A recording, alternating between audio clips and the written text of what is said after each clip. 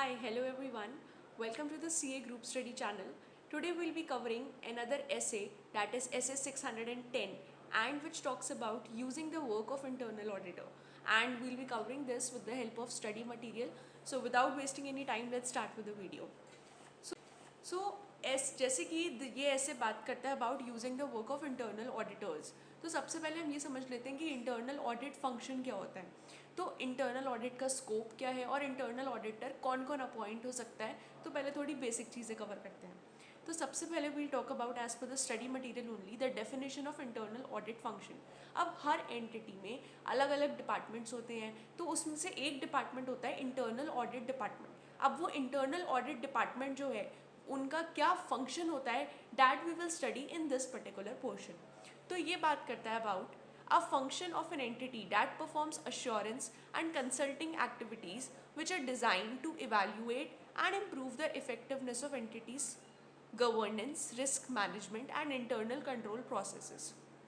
तो यहाँ पे बात इन्होंने करी है मेनली तीन चीज़ों की, कि एक इंटरनल ऑडिट फंक्शन यानी कि एक इंटरनल ऑडिट डिपार्टमेंट जो अपने फंक्शंस परफॉर्म करता है, तो उसमें मेन चीज़ें क्या है।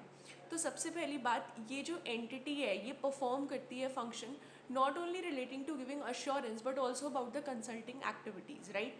पहली चीज़ ये हो गई कि ये आपको एक तो अश्योरेंस और साथ ही साथ कंसल्टिंग एक्टिविटीज़ देता है।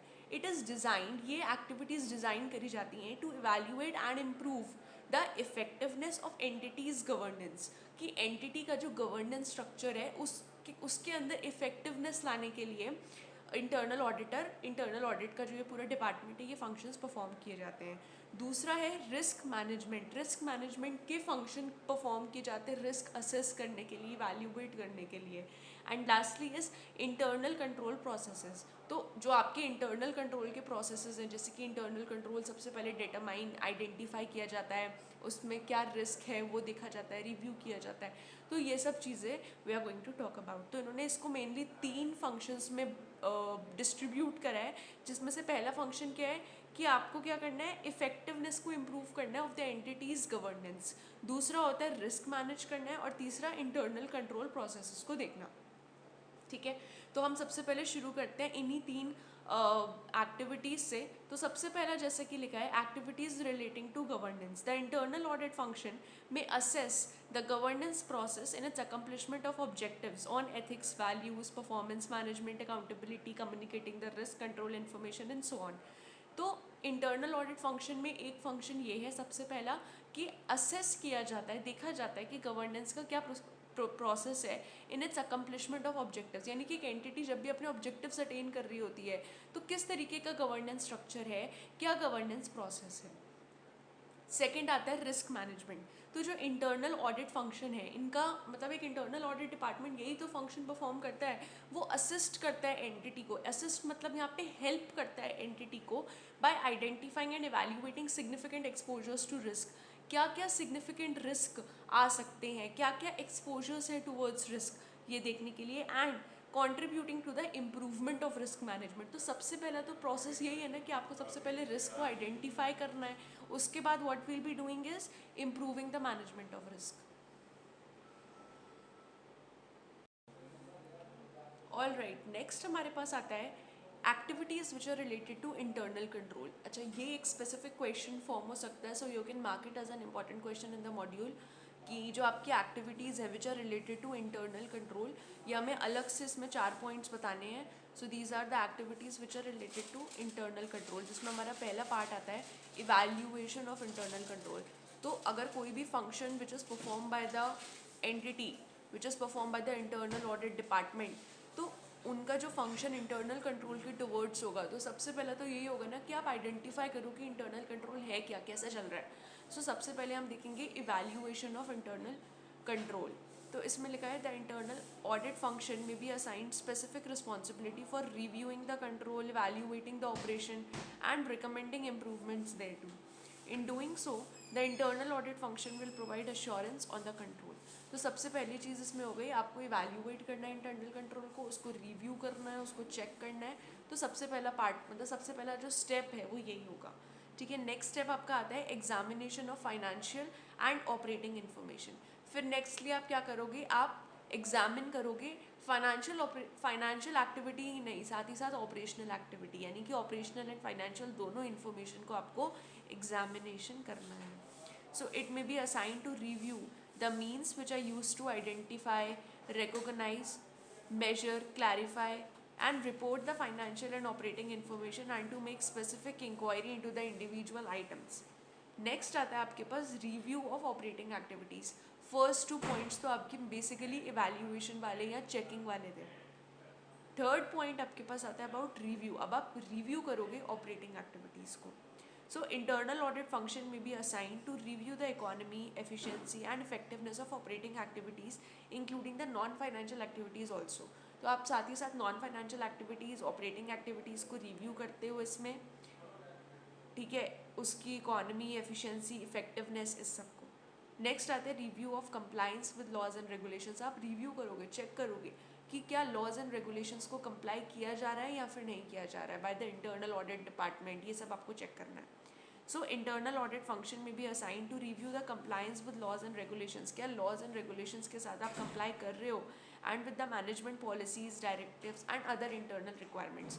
तो ये चीज़ें, ये 4 आपके स्टेप्स थे किसमें, इंटरनल ऑडिट वाले में. तो एक एंटिटी जो है, क्या वो ये वाला फंक्शंस को परफॉर्म कर रही है, the activities which are related to internal control. कौन सी 4 चीज़ें हैं. सबसे पहले आप इवैल्यूएट करोगे इंटरनल कंट्रोल को. दूसरा, you have to examine financial and operating information. उसके बाद review of operating activities and lastly review of compliance with laws and regulations. आपको चेक करना है कि क्या लॉज और रेगुलेशंस के साथ कंप्लायंस हो रहा है या फिर नहीं हो रहा है. नेक्स्ट पहले हम बात करते हैं अबाउट द स्कोप ऑफ ऐसे 610. अब ऐसे 610 एक्चुअली में स्टार्ट हो रहे हैं बिकॉज अभी तक हमने क्या पढ़ा अबाउट द इंटरनल ऑडिट की. इंटरनल ऑडिट की डेफिनेशन क्या है, इंटरनल ऑडिट फंक्शन क्या है, उसके क्या क्या फंक्शंस है, जो हमने बेसिकली 3 फंक्शंस पढ़े. पहला फंक्शन अबाउट द गवर्नेंस, फिर हमने रिस्क मैनेजमेंट का पढ़ा, और तीसरा इंटरनल कंट्रोल प्रोसेस के बारे में. और इंटरनल कंट्रोल प्रोसेस में हमने फर्दर सब 4 पार्ट्स पढ़े जो कि एक स्पेसिफिक क्वेश्चन के रूप में बन सकते हैं. तो सबसे पहले अब स्कोप क्या है ऐसे 610 का. तो ये स्टैंडर्ड बेसिकली बात करता है, it deals with external auditors responsibility if using the work of internal auditor. तो हम यहाँ पे ऐसे 610 बेसिकली बात करते हैं कि जो एक्सटर्नल ऑडिटर है, जो बाहर का ऑडिटर है, उसकी क्या क्या रिस्पॉन्सिबिलिटीज़ हैं अगर वो काम यूज़ करता है of the internal auditor.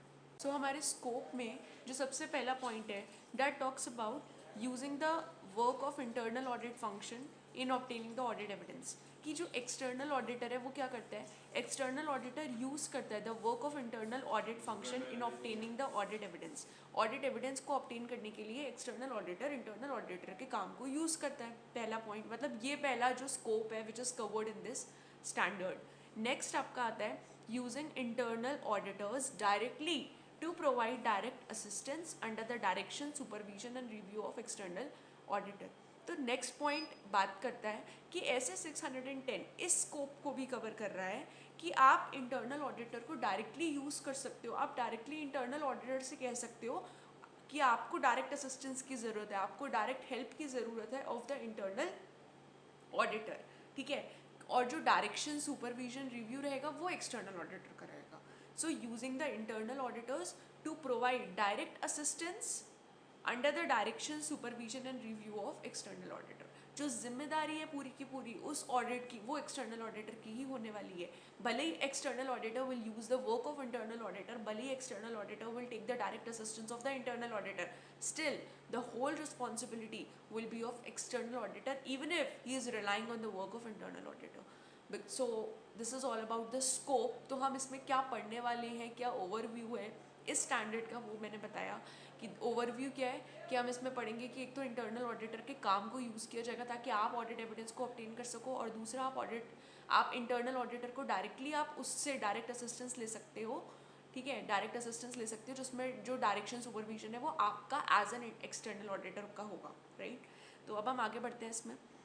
Next is कि एक्सटर्नल ऑडिटर की क्या रिस्पॉन्सिबिलिटी होती है ऑडिट की. वही जो अभी मैंने आपको बोला कि एक्सटर्नल ऑडिटर की पूरी सोल रिस्पॉन्सिबिलिटी एक्सटर्नल ऑडिटर की होती है. तो this is talking about the external auditor has the sole responsibility for the audit opinion expressed, and that responsibility is not reduced by the external auditor's use of the work of internal audit function or internal auditors to provide direct assistance. तो इसमें बात कर रहे हैं कि जो external auditor है उसकी की पूरी सोल रिस्पॉन्सिबिलिटी होने वाली है फॉर द ऑडिट. वो जो भी कुछ ऑडिट ओपिनियन अपनी रिपोर्ट में एक्सप्रेस करेगा उसकी पूरी जिम्मेदारी किसकी होगी? एक्सटर्नल ऑडिटर की. भले ही उसने इंटरनल ऑडिटर के काम पे रिलाई करा या उसे डायरेक्ट असिस्टेंस ली, इट डजेंट मैटर. जो रिस्पॉन्सिबिलिटी है सोलली वो किसकी होने वाली है? एक्सटर्नल ऑडिटर की. राइट. नेक्स्ट हम बात करते हैं although they may perform the audit procedures similar to those which are performed by external auditor, neither the internal audit function nor the internal auditors are independent. अच्छा, एक independence वाली इसमें बात है कि जो इंटरनल ऑडिटर है वो इतना ज़्यादा इंडिपेंडेंट नहीं होगा जितना कि एक्सटर्नल ऑडिटर होगा. होते सारे ऑडिटर्स इंडिपेंडेंट हैं, बट जो सबसे ज़्यादा इंडिपेंडेंट ऑडिटर कंसिडर किया जाता है वो कौन है? External auditor rather than the internal auditor. Because obviously internal auditors जो है वो फर्म से रिलेटेड है, फर्म के अंदर है, so there is a high chance कि वो लोग लेस इंडिपेंडेंट होंगे और एक्सटर्नल ऑडिटर्स मोर इंडिपेंडेंट होंगे. All right.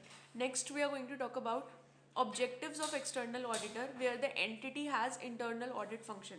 तो एक्सटर्नल ऑडिटर के क्या ऑब्जेक्टिव्स हैं जहाँ पे भी एंटिटी का एक इंटरनल ऑडिट फंक्शन है. तो एक्सटर्नल ऑडिटर ऑब्जेक्टिव उसका यही है, सबसे पहला to determine whether the work of internal audit function और direct assistance from internal auditors can be used. तो सबसे पहले एक्सटर्नल ऑडिटर क्या करेगा? सबसे पहले एक्सटर्नल ऑडिटर डेटामाइन करता है कि जो इंटरनल ऑडिट फंक्शन का जो काम है या अगर वो डायरेक्ट असिस्टेंस जो ले रहा है इंटरनल ऑडिटर से, क्या उसको यूज़ अगर किया जा सकता है तो कौन कौन सी एरियाज में it can be use and कितने एक्सटेंट तक, और हैविंग मेड दैट डिटर्मिनेशन. तो सबसे पहले आपको यही डिटरमाइन करना है as an external auditor to determine whether जो इंटरनल ऑडिटर का जो काम है जो हम यूज़ करने वाले हैं या फिर इंटरनल ऑडिटर का जो हम डायरेक्ट असिस्टेंस लेने वाले हैं उसको कहाँ कहाँ पे यूज़ किया जा सकता है, और अगर यूज़ हम उसको कर रहे हैं तो वो कितना एप्रोप्रिएट या फिर एडिक्वेट है. सबसे पहले एक्सटर्नल ऑडिटर ये देखेगा, तो ये सबसे पहला ऑब्जेक्टिव हो गया. दूसरा, अगर वो इंटरनल ऑडिटर के फंक्शन का जो भी कुछ उनका वर्क है इंटरनल ऑडिटर का, अगर वो उसको यूज़ कर रहा है तो वो डिटरमाइन करेगा weather the work is adequate for the purposes of the audit और नॉट. तो क्या जो भी वो इंटरनल ऑडिटर का काम यूज़ कर रहा है वो इतना एडिक्वेट है ऑडिट के पर्पस के लिए या फिर नहीं. तो ये सेकेंड ऑब्जेक्टिव किसका? एक्सटर्नल ऑडिटर का. एंड लास्टली वो देखेगा कि if using the internal auditors to provide direct assistance to appropriately direct supervise and review their work. So ultimately जो हमने ऊपर अभी पॉइंट्स पढ़े उन्हीं का मिक्सअप यहाँ पे ऑब्जेक्टिव्स में आ गया. तो सबसे पहला ऑब्जेक्टिव क्या है? Objective of the external auditor सबसे पहला to determine whether the work of internal audit function और direct assistance can be use. सबसे पहले डिटरमाइन करेंगे कि क्या हम ऑडिटर का काम, इंटरनल ऑडिटर का काम यूज़ कर सकते हैं या नहीं. और उसके बाद हमारा सेकंड पॉइंट था कि अगर आप इंटरनल ऑडिट फंक्शन वाले काम को यूज़ कर रहे हो so you have to determine कि जो भी इंटरनल ऑडिट का जो काम है, जो भी उन्होंने काम किया, क्या वो इतना एडिक्वेट है कि नहीं. और लास्ट पॉइंट कि अगर हम ऑडिटर से डायरेक्ट असिस्टेंस ले रहे हैं तो क्या वो जो डायरेक्ट असिस्टेंस है उसको डायरेक्शन सुपरविजन एक्सटर्नल ऑडिटर खुद से ही देना होना चाहिए. इसमें अब नेक्स्ट आता है evaluating the internal audit function. जो आपका इंटरनल ऑडिट फंक्शन है उसको इवैल्यूएट करना है. तो अगर हम कोई भी इंटरनल ऑडिटर के काम को यूज़ करने वाले हैं एज एन एक्सटर्नल ऑडिटर आसेल्स, तो सबसे पहले हम कौन कौन सी चीज़ों का ध्यान रखेंगे अगर हमें इंटरनल ऑडिटर के काम को यूज़ करना है. तो वो 3 चीज़ें हैं जिनको हमें ध्यान रखना है. सबसे पहले आप देखोगे क्या जो इंटरनल ऑडिटर का काम है क्या वो आपके ऑडिट के ऑब्जेक्टिविटी को फुलफिल कर रहा है या नहीं. ये जो आपके ऑडिट का ऑब्जेक्टिव है क्या उसको सपोर्ट कर रहा है इंटरनल ऑडिटर का काम. अगर कर रहा है then you will be using it और अदरवाइज नॉट. दूसरा आप चेक करोगे level of competence of internal audit function. आप देखोगे जो वो इंटरनल ऑडिट डिपार्टमेंट है उसमें इंटरनल ऑडिटर ने कैसा काम किया है और क्या इतना कॉम्पिटेंट वो इंटरनल ऑडिटर है, क्या उस इंटरनल ऑडिटर की टेक्निकल स्किल्स नॉलेज क्या इतनी एप्रोप्रिएट है कि आप उसके काम को अपने ऑडिट में यूज़ कर सकते हो. तो ऑब्वियसली कोई भी हम दूसरे का काम यूज़ करने से पहले चेक करेंगे कि क्या उसका काम इतना अच्छा है या नहीं. So this is what they are talking about. कोई भी इंटरनल ऑडिट का काम या फिर इंटरनल ऑडिट का वर्क अपने पास रखने के लिए हम क्या क्या चीज़ें देखेंगे उस चीज़ को एक्सेप्ट करने के लिए. तो सबसे पहली चीज़ आप ऑब्जेक्टिविटी देखोगे. ऑब्जेक्टिविटी देखोगे मतलब आप देखोगे क्या वो जो इंटरनल ऑडिटर का काम है क्या वो आपके ऑडिट के पर्पस को फुलफिल कर पा रहा है या नहीं, मतलब क्या आपकी चीज़ें को सपोर्ट कर पा रहा है या नहीं. दूसरा आप पॉइंट देखोगे level of competence as I already explained. फिर जो लास्ट पॉइंट है आप देखोगे whether the internal audit function applies a systematic and disciplined approach including quality control. क्या जो इंटरनल ऑडिटर का काम है वो एक डिसिप्लिन्ड अप्रोच से हुआ है या नहीं हुआ है, क्या उसमें एक सिस्टमैटिकनेस है या फिर नहीं, ये चीज़ें देखेंगे। और ये तीन चीज़ों को देखने के बाद ही एक्सटर्नल ऑडिटर ऐसा इवैल्यूएट कर पाएगा कि उसको इंटरनल ऑडिटर के काम पे रिलाई करना है या फिर नहीं करना। तो ये तीन चीज़ें हैं for evaluating internal audit function. ठीक है, इसमें सबसे पहले हम बात करते हैं अबाउट ऑब्जेक्टिविटी एंड कॉम्पिटेंस। तो एक्सटर्नल ऑडिटर अपना प्रोफेशनल जजमेंट लगाता है in determining whether the work of internal audit function क्या यूज़ किया जा सकता है for the purpose of audit and the nature and extent to which, कि किस एक्सटेंट तक internal audit function can be use in the circumstances. तो इन्होंने ऑब्जेक्टिविटी के बारे में और कॉम्पिटेंस के बारे में और सिस्टमैटिक और डिसिप्लिन्ड अप्रोच, यही वाले तीन सिनेरियोज के बारे में अलग अलग फैक्टर्स बताए हैं और अलग अलग इसके बारे में एक्सप्लेन किया है। तो सबसे पहला पॉइंट इसमें आता है ऑब्जेक्टिविटी एंड इवैल्यूएशन। यहाँ पे ऑब्जेक्टिविटी का मतलब है कि ability to perform those task without allowing bias, conflict of interest और अनड्यू इन्फ्लुएंस। इसका मतलब ऑब्जेक्टिविटी का बेसिकली मतलब है कि कोई भी बायसनेस, कोई भी कॉन्फ्लिक्ट या फिर कोई अनड्यू इन्फ्लुएंस वाली चीज़ नहीं होनी चाहिए इन द ऑडिट। सो अब हम पढ़ेंगे व्हाट आर द फैक्टर्स जो कि इफेक्ट कर सकते हैं ऑडिटर के इवैल्यूएशन को इन रिलेशन टू ऑब्जेक्टिविटी। अभी हम जो भी फैक्टर्स के बारे में बात करेंगे वो हम सिर्फ ऑब्जेक्टिविटी के बेसिस पे करेंगे कि ऐसे वो कौन से फैक्टर्स हैं जो एक्सटर्नल ऑडिटर की इवैल्यूएशन पे फर्क डाल सकते हैं which is related to objectivity. तो जिसमें पहला पॉइंट हमारे पास है whether the organisational status of the internal audit function includes the function's authority, accountability and it supports the ability of the function to be free from bias। तो आप सबसे पहले चेक करोगे कि जो ऑर्गेनाइजेशन का जो स्टेटस है इंटरनल ऑडिट फंक्शन का, क्या वो इस चीज़ को सपोर्ट कर रहा है कि आपका जो ऑर्गेनाइजेशन है, जो फंक्शन है इंटरनल ऑडिट का स्पेसिफिकली, क्या वो बायसनेस से फ्री है, कोई कॉन्फ्लिक्ट ऑफ इंटरेस्ट तो नहीं है या फिर अनड्यू इन्फ्लुएंस नहीं है। तो ये चीज़ सबसे पहले चेक करी जाएगी। मतलब ये एक ऐसा फैक्टर है कि अगर ऐसा कुछ हुआ तो एक्सटर्नल ऑडिटर का जो जजमेंट है वो चेंज हो सकता है। नेक्स्ट है क्या TCWG ओवरसी करते हैं employment decisions related to internal audit function. एक ये फैक्टर है जो कि डिसाइड कर सकता है एक्सटर्नल ऑडिटर का ऑब्जेक्टिविटी से रिलेटेड जब भी वो इवैल्यूएट कर रहा होगा। So whether TCWG oversee employment decisions और no, whether there are any constraints or restrictions which are placed on internal audit function by management or TCWG।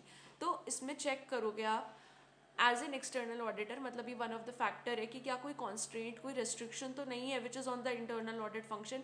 Obviously वो रेस्ट्रिक्शन किसने लगाई होगी, अगर लगी हुई होगी तो बाय द मैनेजमेंट और TCWG। Next, whether the internal audit function is free of any conflicting responsibilities। आपका internal audit function should be free from any conflicting responsibilities। तो ये कुछ चार फैक्टर्स हैं ऑब्जेक्टिविटी से रिलेटेड, राइट। अब हम आ जाते हैं कॉम्पिटेंस पे कि कॉम्पिटेंस से रिलेटेड वो कौन कौन से चार फैक्टर्स हैं। Talking about the competence and it's evaluation. तो कॉम्पिटेंस पहली बात तो क्या है, और दूसरी चीज ऐसे वो कौन से फैक्टर्स हैं जो कि कॉम्पिटेंस को इफेक्ट करेंगे in case of the external auditor.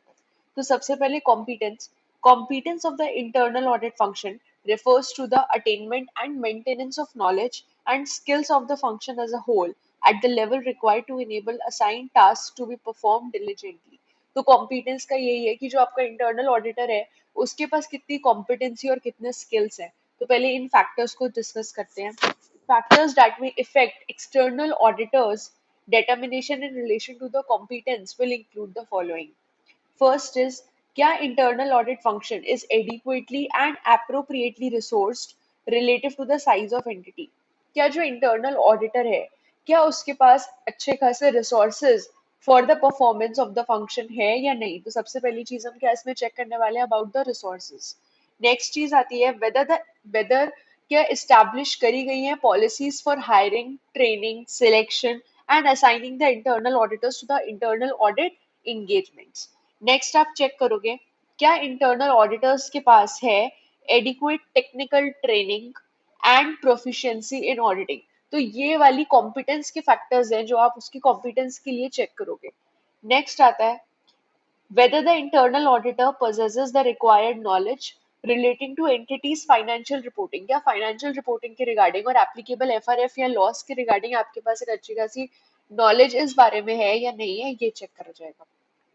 तो ये आपका कॉम्पिटेंस वाला पोर्शन खत्म होता है।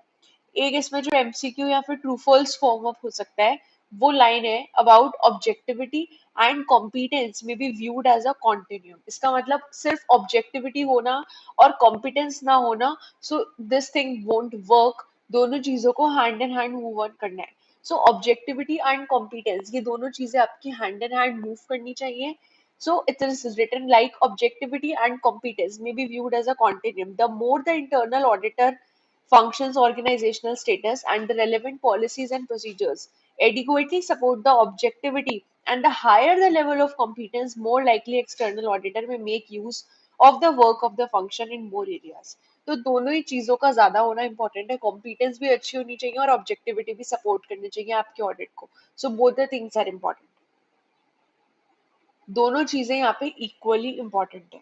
नेक्स्ट जो इसमें लास्ट स्टेप था about systematic and disciplined approach का, तो उसके बारे में देखते हैं कौन कौन से फैक्टर्स हैं। इसमें आपको दो चीजें चेक ऑन करनी है कि existence, adequacy and the use of documented internal audit procedures और guidance which is covering areas of risk assessment, work program documentation and reporting.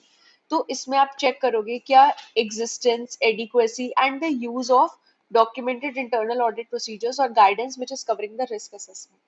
Next, when the internal audit function is appropriately has appropriate quality control policies, क्या अच्छी खासी quality control policies और procedures हैं या नहीं, ये check करोगे आप। ठीक है, तो हमारा यहाँ पे बेसिक चीज क्या थी, एप्लीकेशन ऑफ, आपको एक सिस्टमैटिक और डिसिप्लिन अप्रोच लगाना है, उसके फैक्टर्स की यहाँ पे बात करी गई है। अब एक अलग से स्पेसिफिक क्वेश्चन जो हो सकता है वो ये है, circumstances when the work of internal audit function cannot be used। ऐसे कौन से केसेस हैं जहाँ पे आप इंटरनल ऑडिट फंक्शन के काम को यूज नहीं कर सकते। अभी तक हमने देखा कि बिफोर एक्सेप्टिंग दिस ऑडिट, मतलब इंटरनल ऑडिटर के काम को लेने से पहले हमें कौन कौन सी चीजों को कंसिडर करना है, वो हमने देखा कि हमें ऑब्जेक्टिविटी फुलफिल होनी चाहिए, कॉम्पिटेंस होना चाहिए, ये सब तो है कि अगर आपको कब लेना है। But now are the circumstances कब आपको इंटरनल ऑडिट फंक्शन के काम को आप यूज नहीं करना चाहिए, मतलब when it is not recommended to use.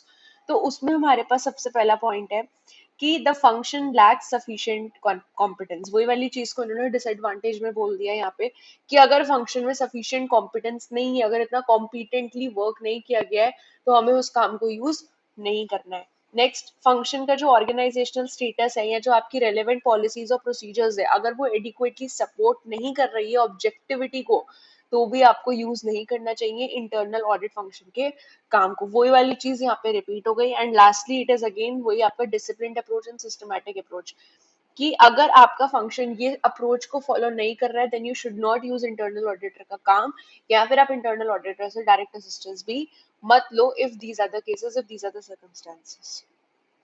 Next आता है determining the nature and extent of work internal audit function that can be used। ये एक न्यू टाइप का जो चीज है वो ऐड करी गई है, that is determining the nature and extent of work of the internal audit function, कि किस टाइप का वर्क और कहाँ तक हम इंटरनल ऑडिट फंक्शन के काम को यूज ऑन कर सकते हैं, कहाँ तक आपका इंटरनल ऑडिटर के काम को आप किस एक्सटेंट तक लेके जा सकते हो और किस एक्सटेंट तक हम उसको यूज कर सकते हैं। तो इसमें आपका सबसे पहला है कि एक्सटर्नल ऑडिटर, पहली चीज जो एक्सटर्नल ऑडिटर है, हो सकता है कि वो प्रोहिबिटेड हो बाय द लॉ और regulation from obtaining direct assistance by the internal auditor. यहाँ पे हम बेसिकली बात करेंगे अबाउट द डायरेक्ट असिस्टेंस। ये एक अलग से स्पेसिफिक चीज डायरेक्ट असिस्टेंस की दी गई है।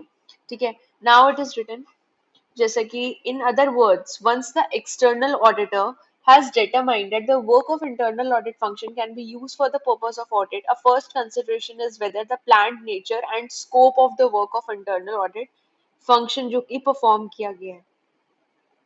ठीक है, इसमें इन्होंने पहले तो कुछ एग्जांपल्स दिए हैं of the work of internal audit function जो कि एक एक्सटर्नल ऑडिटर यूज करेगा। अब एक्सटर्नल ऑडिटर हम पढ़ते हैं कि इंटरनल ऑडिटर के काम को यूज करता है, तो वो एग्जांपल्स हैं कि किस किस तरीके का काम हो सकता है। काम हो सकता है जैसे कि सब्सटैंटिव प्रोसीजर्स, जैसे कि testing of operating effectiveness of control. आप इस काम को जो कि काम किया गया बाय द इंटरनल ऑडिटर आप इसको यूज कर सकते हो, या फिर testing of compliance with regulatory requirements को। राइट, तो ये कुछ एग्जांपल्स थे। ओके, नेक्स्ट हमारे पास आता है circumstances in which external auditor shall plan to use less of the work of internal audit function and perform more of the work directly. So external auditor भी कुछ significant judgments करता है in the audit engagement and to prevent the undue use of the work of internal audit function. तो वो plan करता है कि मैं अपना काम ज्यादा यूज करूं और इंटरनल ऑडिटर का काम कम यूटिलाइजेशन करूं अपने ऑडिट प्रोसीजर के दौरान. So more judgment is involved in planning and performing relevant audit procedures and evaluating the audit evidence gathered. तो यहाँ पे ज्यादा judgment लगाया जाता है planning और performance के लिए of the audit procedures and evaluating the audit evidence gathered. Next, higher the risk of material misstatement at the assertion level with special consideration given to risks identified as significant. Less internal audit functions organizational status adequately support the objectivity and lower the level of competence of internal audit function. तो यही वो circumstances हैं जहाँ पे external auditor को लगता है कि मैं अपना काम ज्यादा चलाऊं, अपनी तरफ से डायरेक्शन ज्यादा दूं और internal auditor का कम यूज करूं. जब भी इंटरनल ऑडिटर की कॉम्पिटेंस लेवल कम है, वहां से ऑब्जेक्टिविटी आपको कम लग रही है और रिस्क ऑफ मटेरियल मिसस्टेटमेंट आपको असर्शन लेवल पे हाई लग रहा है, या फिर मोर जजमेंट हो रखा है प्लानिंग परफॉर्मिंग में या फिर ऑडिट एविडेंस को इवैल्यूएट करने में, तो ये वो केसेस हैं जहाँ पे एक्सटर्नल ऑडिटर अपने प्लान ज्यादा लगाता है और इंटरनल ऑडिटर के प्रोसीजर्स को कम ध्यान में रखता है. ओके, नेक्स्ट आता है using the work of internal audit function. जो एक्सटर्नल ऑडिटर है वो किस तरीके से काम यूटिलाइज करेगा ऑफ द इंटरनल ऑडिटर. तो सबसे पहले वो क्या करेगा, सबसे पहले वो डिस्कस करेगा the planned use of its work with the function as a basis for coordinating their respective activities.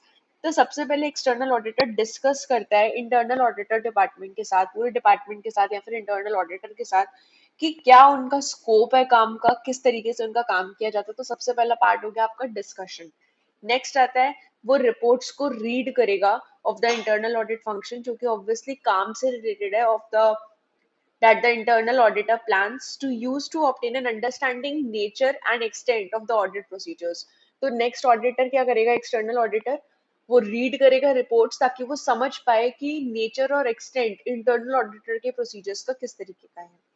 Perform करेगा sufficient audit procedures on the body of work of the internal audit function as a whole that the external auditor plans to use to determine its adequacy. वो बहुत से procedures perform करेगा, perform sufficient audit procedures on the body of the work of internal audit function as a whole ताकि वो determine कर पाए कि क्या adequacy है, कितना adequate है उसका काम for the purpose of audit. अब इन्होंने इस बारे में और ज्यादा डिस्कस किया है कि discussion and coordination with the internal audit function ये क्यों जरूरी है. जो हम डिस्कस करेंगे इंटरनल ऑडिटर के साथ बैठ के तो हमें उनके काम के बारे में, उनके स्कोप के, उनके प्रोसीजर्स के बारे में पता चलेगा. इस बारे में बात हो रही है. अब वो क्यों यूजफुल है, मतलब ये डिस्कशन क्यों यूजफुल है, ये डिस्कशन इसलिए यूजफुल है ताकि असिस्टेंस मिल पाए for timing of such work. हमें पता चल पाए कि किस तरीके से उनका काम खत्म होता है, what is the timing of their work, nature of the work performed by them, extent of audit coverage, क्या materiality है as a whole या फिर aggregate में या फिर single में, proposed method of item selection and sample sizes. Next, documentation of the work performed and review and other sampling procedures. So ये सब चीजें पता चल पाए इसीलिए डिस्कशन किया जाता है. तो ये डिस्कशन के कुछ आप बेनिफिट्स या एडवांटेजेस के रूप में समझ सकते हैं. नेक्स्ट हमारा जो मेन पार्ट आता है इसमें वो है determining whether in which areas and to what internal auditor can be used to provide direct assistance. अब वो direct assistance वाला point आया which I just spoke few minutes back. तो वो जो आपका डायरेक्ट असिस्टेंस वाला पॉइंट है वो अब स्टार्ट हो रहा है. अभी तक हमने बात करी कि हम जब इंटरनल ऑडिटर के काम को यूज कर रहे होते हैं तो हमें क्या क्या चीजें ध्यान में रखनी होती हैं, बट नाउ अब हम पढ़ रहे हैं अबाउट कि जब भी हमें ऑडिटर से डायरेक्ट असिस्टेंस चाहिए तो हम डिटरमाइन करते हैं कि कौन सी एरिया में और कितने एक्सटेंट तक उस डायरेक्ट असिस्टेंस को हम यूज कर पाएंगे. तो इसमें सबसे पहला पॉइंट अब आता है कि एक्सटर्नल ऑडिटर में बी प्रोहिबिटेड बाय लॉ और regulation from obtaining the direct assistance from internal auditor. जब भी आप इंटरनल ऑडिटर से डायरेक्ट असिस्टेंस लेते हैं तो हो सकता है कभी कभी जो एक्सटर्नल ऑडिटर है वो प्रोहिबिटेड हो बाय द लॉ और regulation from obtaining the direct assistance. ऐसा किस किस केसेस में हो सकता है कि एक्सटर्नल ऑडिटर क्या हो, बिल्कुल ही प्रोहिबिटेड हो बाय द लॉ. नेक्स्ट आता है कि अगर मान लो जो एक्सटर्नल ऑडिटर है वो प्रोहिबिटेड नहीं है by the law, so if he is not prohibited by the law और regulation, then external auditor can use the direct assistance of internal auditor to perform audit procedures. तो फिर वो internal auditor के direct assistance को use कर सकता है. क्यों? direct assistance को यूज क्यों कर सकता है? ऑडिट प्रोसीजर्स को परफॉर्म करने के लिए under the direction, supervision and review of external auditor. तो जो रिव्यू, डायरेक्शन, सुपरविजन है वो एक्सटर्नल ऑडिटर का ही रहेगा. नेक्स्ट आता है, अगर एक्सटर्नल ऑडिटर प्लान करता है to use internal auditor to provide direct assistance, तो उसको कुछ चीजें इवेल्युएट करनी है. क्या इवेल्युएट करनी है? लेवल ऑफ कॉम्पिटेंस और दूसरा ऑब्जेक्टिविटी के बारे में. अब इसमें तीसरा वाला पॉइंट क्यों नहीं आया? तीसरा पॉइंट जो था अबाउट कि आपको सिस्टमैटिक रखना है, एक डिसिप्लिन्ड अप्रोच रखनी है, वो वाला पॉइंट यहाँ पे इसलिए नहीं आया because external auditor directly assistance ले रहा है इंटरनल ऑडिटर से, तो ऑब्वियसली उसके ही अंडर में सारा काम हो रहा है, उसके ही डिसीजंस चल रहे हैं, ठीक है, उसका ही सुपरविजन है. तो इसलिए ये सुपरविजन वाला पॉइंट यहाँ पे इंक्लूड नहीं किया गया. इसमें उन्होंने दो चीजें बोली है, लेवल ऑफ कॉम्पिटेंस और दूसरा थ्रेट, की कहीं उनकी ऑब्जेक्टिविटी पे थ्रेट ना हो जाए. तो यहाँ पे ये दो पॉइंट्स कवर किए गए. नेक्स्ट इन्होंने बोला, before using the work of internal auditor to provide direct assistance for the purpose of audit, external auditor क्या करेगा? तो अगर इंटरनल ऑडिटर के काम को यूज करने से पहले, मतलब उसकी डायरेक्ट असिस्टेंस को लेने से पहले, एक्सटर्नल ऑडिटर एक रिटन अग्रीमेंट ऑब्टेन करेगा from the authorised representative of the entity, that internal auditors will be allowed to follow external auditors के instructions and entity intervene नहीं करेगी बीच में. तो कोई भी इस तरीके का डायरेक्ट असिस्टेंस इंटरनल ऑडिटर से लेने से पहले एक्सटर्नल ऑडिटर को एक रिटन अग्रीमेंट लेना पड़ता है from the authorised representative of the entity, that the internal auditors जो है they will be allowed to follow external auditors instruction, कि उसको एक्सटर्नल ऑडिटर के सारे इंस्ट्रक्शंस फॉलो करने पड़ेंगे और एंटिटी बीच में इंटरवीन या फिर इंटरफेयर नहीं करेगी इस पूरे प्रोसेस में, ठीक है, in the work of internal auditor which will be perform for external auditor. तो इनको एक रिटन अग्रीमेंट ऑब्टेन करना है from the internal auditors that they will keep confidentiality. दो लोगों से रिटन अग्रीमेंट यहाँ पे आपको ऑब्टेन करना होगा. वो दो लोग कौन कौन से जिससे आप रिटन अग्रीमेंट ऑब्टेन करोगे? एक तो आप रिटन अग्रीमेंट लोगे फ्रॉम द ऑथोराइज्ड रिप्रेजेंटेटिव जो एंटिटी का होगा, एक आप रिटन अग्रीमेंट लोगे itself from the internal auditor की जो इंटरनल ऑडिटर है वो कॉन्फिडेंशियलिटी मेंटेन करे, कि हो सकता है दोनों जब साथ में काम कर रहे हो तो कुछ ना कुछ ऐसी इन्फॉर्मेशन हो जो एक्सटर्नल ऑडिटर को इंटरनल ऑडिटर को बतानी पड़े during the course of audit, और अगर वो इन्फॉर्मेशन थोड़ी कॉन्फिडेंशियल है तो उस इन्फॉर्मेशन को सीक्रेट रखने के लिए उनसे एक रिटन अग्रीमेंट लिया जाएगा, किससे? इंटरनल ऑडिटर से, ताकि वो उस इन्फॉर्मेशन को कॉन्फिडेंशियल रख पाए और एंटिटी के सामने ना उसको बोले. So they will keep confidentiality of specific matters instructed by external auditor, and they will immediately inform the external auditor if there is any threat to the objectivity. और वो immediately inform करेंगे कौन? internal auditor external auditor को. अगर कुछ भी लगता है कि there is a threat to objectivity तो वो रिस्पॉन्सिबिलिटी फिर इंटरनल ऑडिटर की है कि आपको एक्सटर्नल ऑडिटर को ये इन्फॉर्म करना पड़ेगा.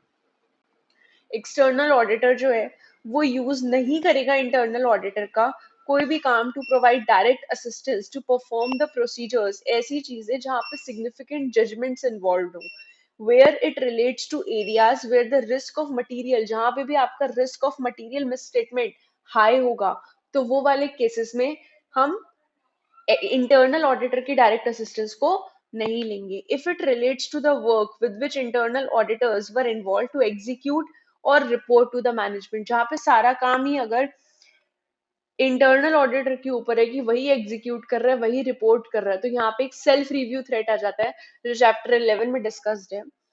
तो यहाँ पे सेल्फ रिव्यू थ्रेट है, तो इन केसेस में आपको डायरेक्ट असिस्टेंस इंटरनल ऑडिटर से लेने की कोई भी जरूरत नहीं है. Next, it relates to the decisions of external auditor which are required in accordance with SA such as evaluating the internal audit function, functions, work, etc.